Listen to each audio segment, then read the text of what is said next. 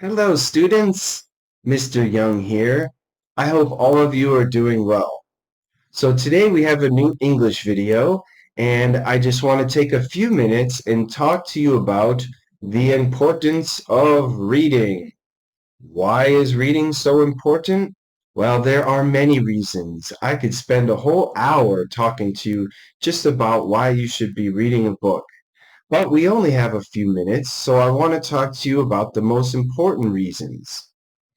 The most important reason why you should always have a book you're reading is that when learning English or any language, reading helps to exercise your mind.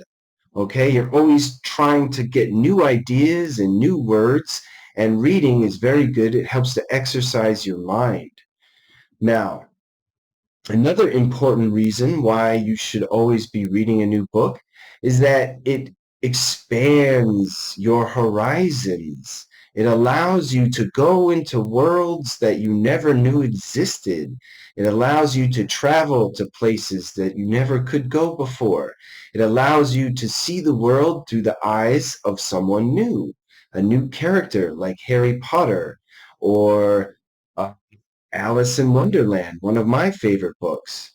So reading allows you to explore places that you never could have gone if you're just sitting at home watching TV.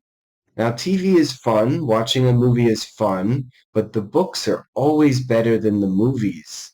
I could give countless examples. One of my favorite books of all time is called Lord of the Rings, and that book was actually a very successful and popular movie, but yet the book is so much better than the movie. The book allows you to get in the mind of the characters. So reading is important because it allows you to travel to space or under the ocean or to fantasy worlds where there are dragons and knights and wizards.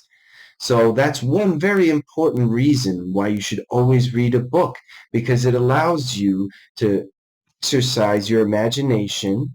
It allows you to learn new words. It allows you to see the world in a different way.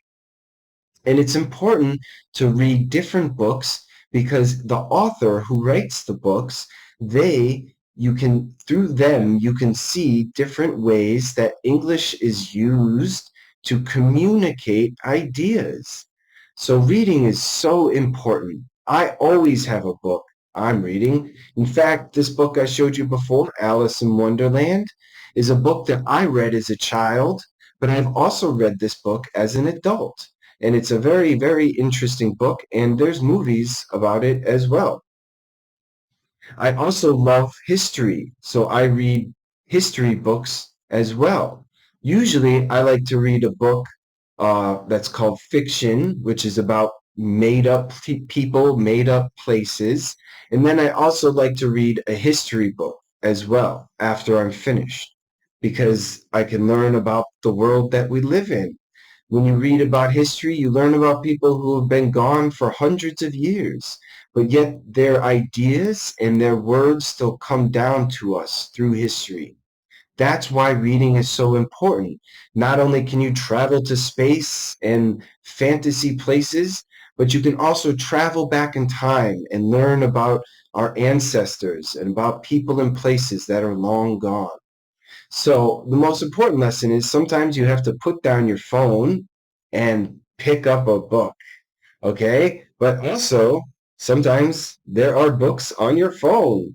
So we live in a brand new age of technology. So if your book is on your phone, that's good too. As long as you're reading something new every day. You should always do a little bit of reading. It will really help your English skills.